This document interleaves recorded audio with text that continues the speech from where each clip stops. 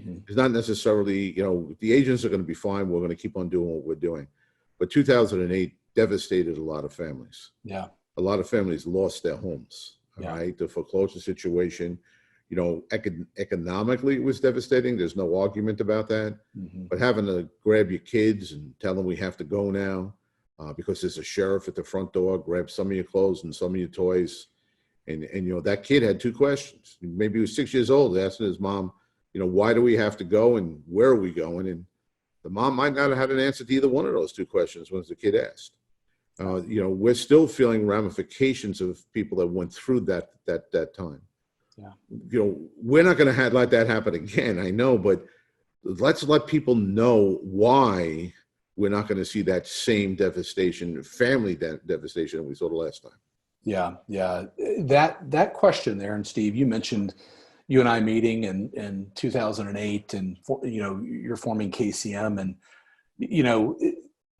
the cornerstone of KCM being formed is to help families feel confident when buying and selling a home, and confident in this process. And all the things that you talked about, it's in times like these where all those memories come back for us. Many of the agents that are on this Facebook Live today were, in the business in that time, and we all remember that time as just a very uncertain time, and things were happening at the speed and pace that we can make sense of it, and really KCM came in and gave those answers, and was a big piece that just drew me to it. And so I'm grateful for that. But let's talk about today, and because I think there is a current back to 2008 and some of the things. And let me start here from announcements from the Federal Housing Administration, FHA. So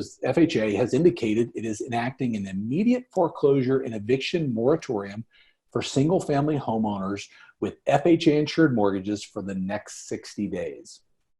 The next line there says the Federal Housing Finance Agency, FHFA, announced that it's directing Fannie and Freddie to suspend foreclosures and evictions for at least 60 days.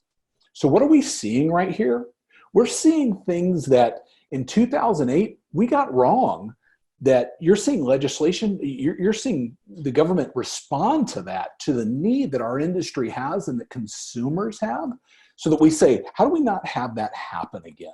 And this came out on Wednesday. I think we're seeing banks start to respond to it as well. There's a lot more to be written there of how they're going to respond individually to borrowers in those situations. But action like this, we start to look at that and go, that's very different from 2008. But there's also structural things we can look at in the process that are very different from 2008. And I want to hop to a couple of slides to really show that. The first one is, where were we in 2008? And if you remember back in that time, we had seen, you can see here, $824 billion, billion with a B, in cash out refinances. And people are largely using their homes as an ATM machine, taking cash out, harvesting equity from their home, a lot of times putting that into depreciating assets and going, this is going to go on forever. But when we start to look at today, in the last 3 years, we can see cash out refinances are a fraction of what they were leading up to 2008. Really, the underlying storyline there is people started to learn their lesson. People are not doing what they have done in the past with the equity in their homes. And we know today the equity position across this country is very different than what it was in 2008.